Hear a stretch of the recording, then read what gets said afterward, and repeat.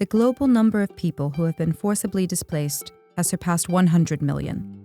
In 2022 alone, more than 19 million had to flee their homes to escape violence or persecution. About 50% of these individuals crossed a state border. The others settled within their own countries. Most will not be able to go home anytime soon. Many will even be looking for a new home. Behind these numbers hide many stories of loss and despair, but also of hope and aspiration. The people who flee bring with them skills, experience, and knowledge. What if they were given the opportunity to rebuild their lives instead of having to stay dependent on aid? The past decades have shown that there are more and more links between the work of humanitarians and development actors. Recognizing this, the international community has committed to doing better in how it responds to forced displacement. States, international and national organizations, and private actors like businesses all want to collaborate more to support refugees. That still means addressing their most immediate needs, but it also means helping refugees gain access to national services and become more self-reliant in the places where they currently reside. This also demands better support for the countries and communities that host them.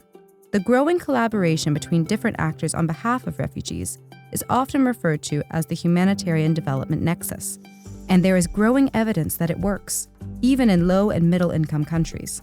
Let's look at 3 examples. First, Colombia. Among other policies, Colombia granted regular migratory status to refugees from Venezuela. The status allowed them to work and access basic public services like healthcare. This boosted their income, leading them to spend more and contribute to economic activity. Fears that this policy would diminish employment opportunities for Colombians proved unfounded. Jordan's decision to give work permits to displaced Syrians also had positive effects. Not only did it increase refugees' incomes and expenditures, being able to work also improved their overall protection situation. These effects remain robust even in the event of a profound shock like the COVID-19 pandemic.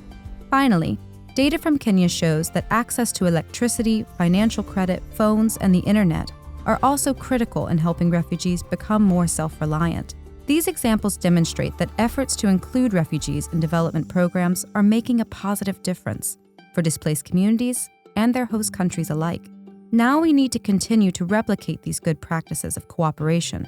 The governments of host countries should recognize the social and economic potential of refugees, and they should adopt policies and laws that make it possible to include them in national development plans and budgets. Development actors need to support such efforts at the national level through their own development work. And humanitarians should engage with development actors right from the onset of an emergency, and they should use their programs to support the social and economic inclusion of refugees, rather than setting up parallel programs. Inclusion approaches are making a difference for displaced communities. So let's continue to strengthen cooperation between humanitarian and development actors.